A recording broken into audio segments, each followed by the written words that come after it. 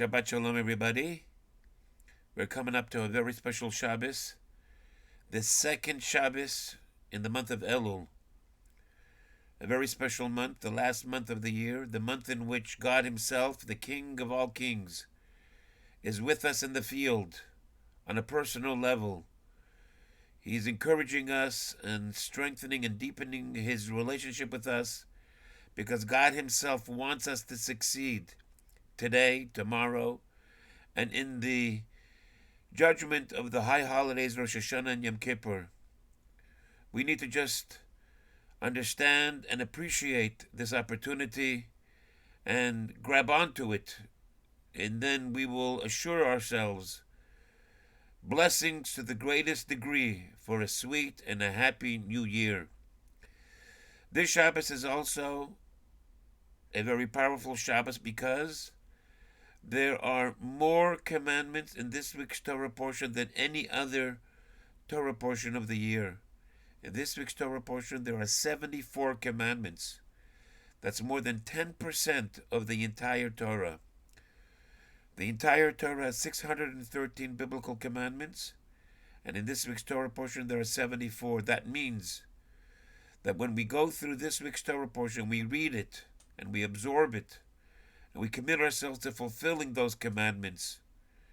We are connecting on a very, very significant, powerful way with God, especially on this Shabbos, concluding the past week and giving ourselves open channels of blessings for the coming week in many, many different areas and in many different ways. On the subject of the number 74, mathematics, there's a story with the great Rabbi Yosef Shaul Natanzon. And he once presided over a court case that was related to an inheritance. There was a firstborn, there was the rest of the boys in the family. And he was thinking to himself, how can he impress upon these secular Jewish people the idea that the Torah tells us that a firstborn gets double the amount that the other boys in the family receive. And he came up with this idea of sharing with them this very, very unusual phenomenon. In the Jewish alphabet, there are 22 letters. Out of those 22 letters, only 3 letters are double the letter before it. And those 3 letters happen to be the word Bechor, firstborn. The Beis, the first letter of the word Bechor, represents the numerical value of 2, which is double the letter before it, Aleph, 1. The next letter in the word Bechor, Chaf, represents 20, and that's double the letter before it, which is Yud, 10. The last letter in the word Bechor is Resh. That represents 200, since the letters in the Jewish alphabet represent numbers, like Roman numerals. And so the rabbi says to the members of the family, the last letter in the word Bechor is a Resh. That represents 200, which is double the letter before it, which is Kuf. So he says to them, you see, even in the Hebrew alphabet, God's language, the word Bechor, firstborn, carries within it double any of the other letters before it, around it. And that was an interesting visual metaphor to appreciate that the Bechor is double anybody else. On that subject of numbers and the amount of commandments we have in this week's Torah portion, 74, in Hebrew, the word aid, witness, also stands for 74. Ayin is 70 and Dalid is 4. Where do we find that word aid standing out in a very powerful place?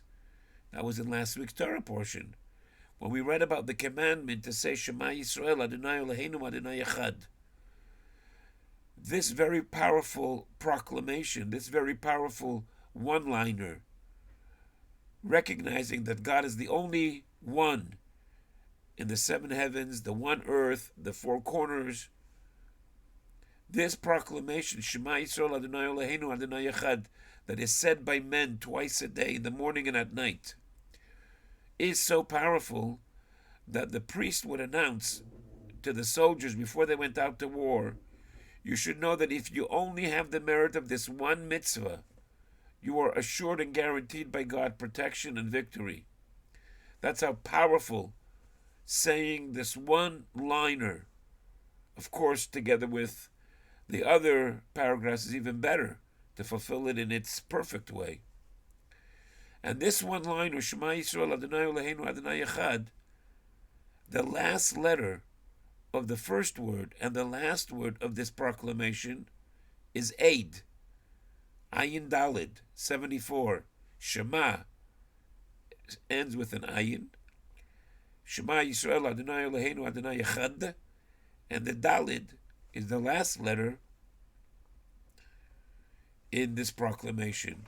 And that's because this proclamation is a witness by the person who is saying this proclamation for himself and for everybody else around him, that I recognize there is only one ultimate force, the same one force, the same one energy, everywhere, omniscient, omnipresent, everything, everywhere, infinite.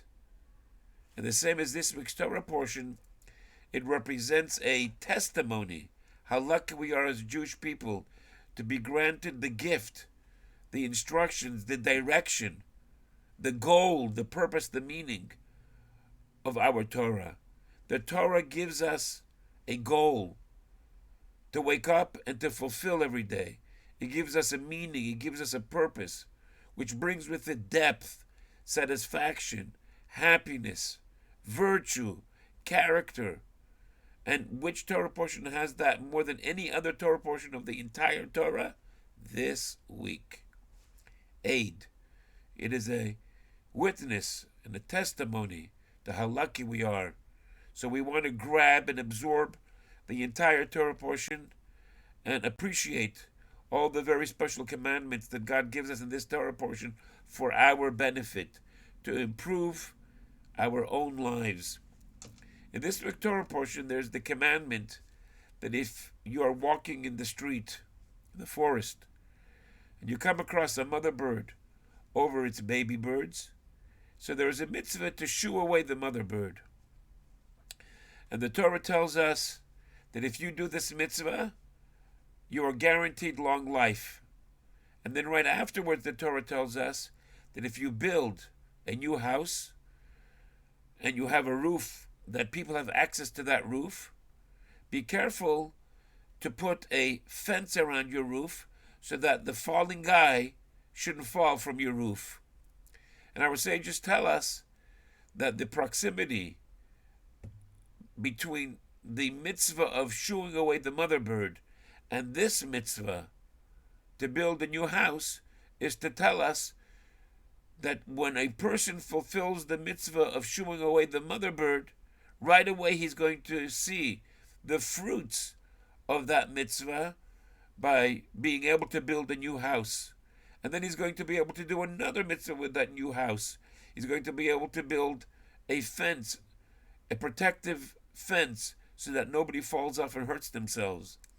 But the sages, they ask a question. The Torah has a very strange way of telling us that commandment.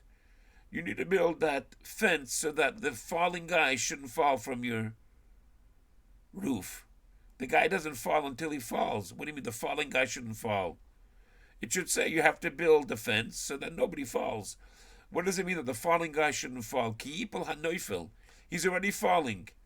And you should build a fence so that he doesn't fall. And our sages tell us everything is in the hands of God. And if a person falls, it means he was meant to fall. Even though you have the assurance that you're going to live long because you fulfilled the mitzvah, and you can rest on your laurels and say, okay, I'm protected, I'm taken care of, I don't need to do anything. No. You still need to look out that somebody else who is meant to fall for whatever reason it is doesn't fall from your roof. You shouldn't become an agent to bring about something negative which was even not your fault. He's going to fall by accident. He was already predestined by God to fall. But we have to do whatever we can, that we should never be an agent.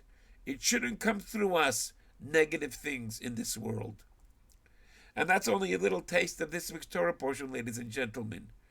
You can get filled with so much knowledge, and knowledge is power, and so much spirituality, and so much greatness and fulfillment from reading and learning the words of the Torah. Open it up and absorb all of it, more than 10% in this week's Torah portion. And I hope you will be able to feel elevated in the spirituality and the closeness with God and all the goodness that it brings with it.